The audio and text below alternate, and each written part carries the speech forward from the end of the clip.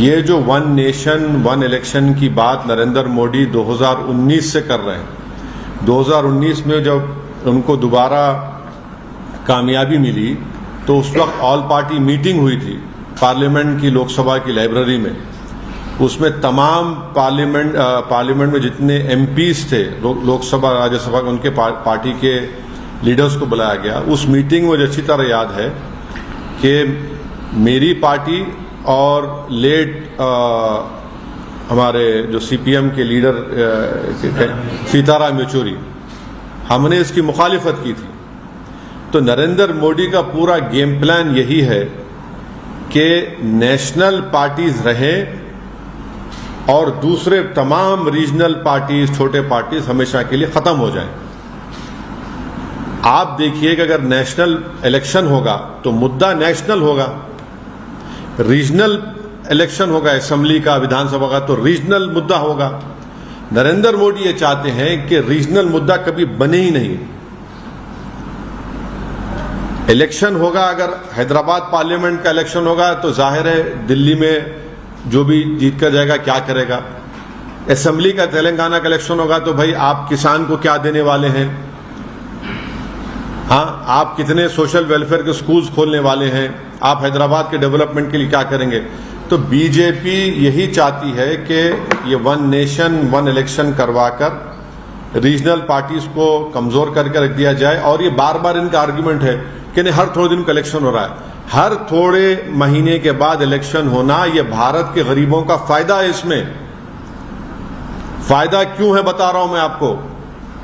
जब कभी भी चुनाव होता है नरेंद्र मोदी पीछे हटते हैं, जनता के हित में कोई ना कोई फैसला लेना पड़ता है उनको, चाहे पेट्रोल की कीमतें कम हो जाती हैं, कुछ ना कुछ उनको किसानों को देना पड़ता है। तो ये इलेक्शन होना जरूरी है क्योंकि जो भी सरकार होगी वो हमेशा अपने खड़े भी रहेगी जनता की खिदमत के लिए। अगर आप 5 साल के बाद पूरा चुनाव कराएंगे तो जनता का जो वोट का बार्गेनिंग पावर है हमेशा के लिए खत्म हो जाएगा। अब हरियाणा को चुनाव हो रहा है, महाराष्ट्र को चुनाव हो रहा है। नरेंद्र मोदी ने कितने मर्तबा जाकर महाराष्ट्र में इनॉग्रेशन किया बताइए, कितने मर्तबा जाकर ये डेवलपमेंट वो डेवलपमेंट का काम मैं कर रहा हूं, फाउंडेशन डाल रहा हूं। तो ये इससे भारत के गरीब मतदानों का, स्टेट्स का बहुत बड़ा नुकसान होगा और कॉन्स्टिट्यूशन का बेसिक स्ट्रक्चर का हिस्सा है। आप एक लेजिस्लेचर का एक टाइम है। अब तेलंगाना का इलेक्शन होगा 28 में, पार्लियामेंट का इलेक्शन होगा 29 में, अब महाराष्ट्र का इलेक्शन होगा अभी नवंबर में, 5 साल के बाद होगा, 29 में होगा, बिहार का इलेक्शन होगा बाद में होगा। आप कैसे सबको उसका टाइम कैसे खत्म करेंगे। आप होते कौन है टाइम खत्म करने वाले। एक लेजिस्लेचर होगा, विधानसभा, तो उसका टाइम होगा ना, टाइम पर चलेगा, वो अपने टाइम पर खत्म होगा। आप कौन होते उसका टाइम खत्म करने के लिए। अब जीएचएमसी का है, अब उसका टेन्योर खत्म होने वाला है, आप बोलेंगे नहीं हम एक साथ कैसे कराएंगे, आप क्यों कराएंगे। अच्छा, बीच में अगर सरकार गिर गई क्या करेंगे आप, फिर क्या करेंगे आप। तो ये भारत के जमहूरियत के लिए, भारत की फेडरलिज्म के लिए, भारत के संविधान के बेसिक स्ट्रक्चर के लिए ये ठीक नहीं है और गरीब जनता के लिए ठीक नहीं है, किसानों के लिए ठीक नहीं है, युवाओं के लिए ठीक नहीं है।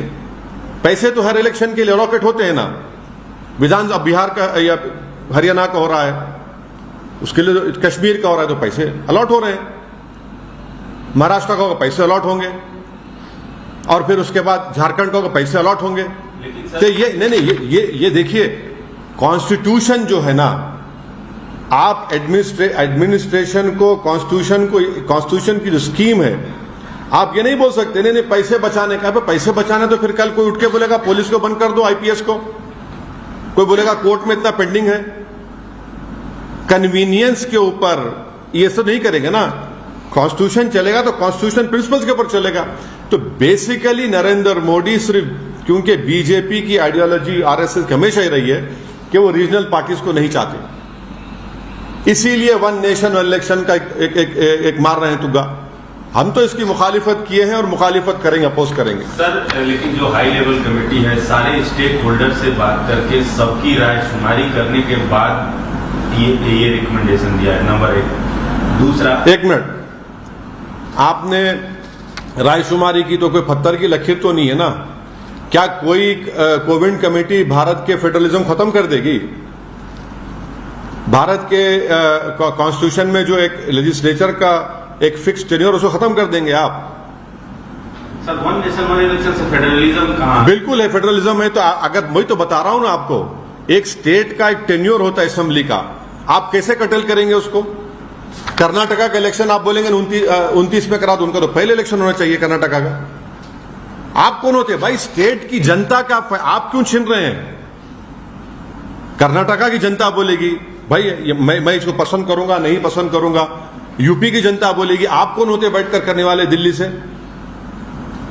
आप यही चाह रहे हैं सेंट्रलाइज हो जाए हर चीज। पहले आप देखिए कि आज साउथ इंडिया में कितना गम और गुस्सा है। 100 रुपये हम देते तो तेलंगाना को कितने पैसे आते? कितने पैसे आते कर्नाटका को?